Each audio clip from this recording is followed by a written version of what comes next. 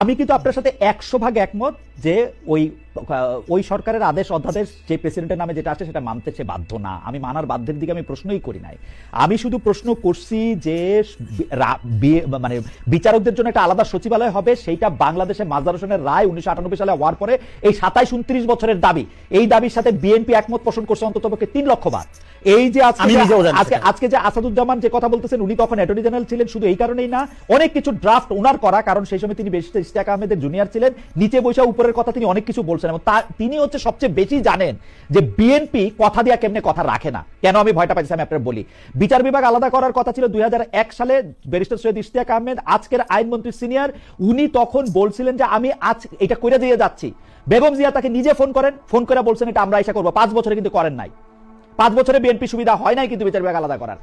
এখন আইসা settled matter যে বিচারকদের জন্য আলাদা একটা সচিবালয় থাকবে, সেইটা করার ক্ষেত্রে মানে আইনমন্ত্রী আমাদের বন্ধু জনাব আসাদুজ্জামান, আমাদের আরেক বন্ধু অ্যাটর্নি জেনারেল জনাব রুহুল কুদ্দুস কাজল, তারা আমাদেরকে আক্ষরিক করতে হাইকোর্ট দেখাচ্ছেন। এবং আমাদের দুঃখ জনাব রেজাউল করিম রনি, যার কাছ থেকে আমরা প্রতিনিয়ত শিখি, সেইটার তিনি শুধু সাফাই গাচ্ছেন না। আমি নাকি নেগেটিভ বলতেছি, এটা বলতেছেন আপনি। আবার বলি 3 লক্ষ বার বিএনপি যে দাবি জানাইছে এবং আমরা নিজেরা প্রত্যেকে যে দাবির সাথে একমত, সেই দাবি যদি বিএনপি পূরণ না করে, এর খেসারত বিএনপি কি পূরণ করবে না? তো করে নাই পুরো না করলে জনগণ তাকে ক্ষমতায় আনবে না। আপনার জন্য তো আমি বলি, আপনার জন্য তো সংসদের আইন আপনি মানতে আপনি বাধ্য না। ফ্যান্টাস্টিক, আপনি 99টা মানলেন কেন? কোনটা মানতেছেন কোনটা মানতেছেন এটার মধ্যে আপনি 99টা মানতেছেন, 16টা মানতেছেন না কেন আপনি? এইটার সাথে আপনার ফিলোসফিক্যাল প্রবলেম কি? ফিলোসফিক্যাল প্রবলেমটা হলো এখানে আমার আগেই নোট অফ ডিসেন্ট দেওয়া আছে, কারণ অন্যান্য যে আইনি ব্যাপার এটার মধ্যে আপনার নোট অফ ডিসেন্ট নাই। এটার মধ্যে আপনার নোট অফ ডিসেন্ট নাই। হ্যাঁ, আমি আপনাকে বলি, এখানে আইনমন্ত্রীর বক্তব্যটা আপনি দেখেন, আইনমন্ত্রী এটা জাস্টিফিকেশন কি দিচ্ছে? তারা কি বলতেছে যে এটা চিরদিনের মতো অফ হয়ে গেছে এবং জীবনে আমরা এটা করব না? আমার প্রশ্নই এটা না। আপনি ভবিষ্যতে করবেন, এখন করতেছেন না কেন সেটা আমারে বলেন। ভবিষ্যতে আপনি আমার সাথে ভালো ব্যবহার করবেন, আমাকে টাকা দিবেন, পয়সা দিবেন, সবই ঠিক আছে। এখন আমার খাওয়া বন্ধ করে দিচ্ছেন কেন আপনি? যুক্তিটা এখন এটা এফোর্ড করার মতো অবস্থা নাই সরকারের।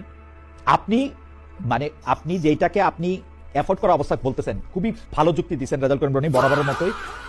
এই জিনিসগুলি কি সচিবালয় করার জন্য ইট কাঠ পাথর বা বাজেটের প্রশ্ন হতো? আপনি তাহলে আর কি এফোর্ট সব আর কি টোটাল আমি বুঝতে দিছি, ইট কাঠ পাথর বাদে ফিলোসফিক্যালি কি এফোর্ট করতে সমস্যা?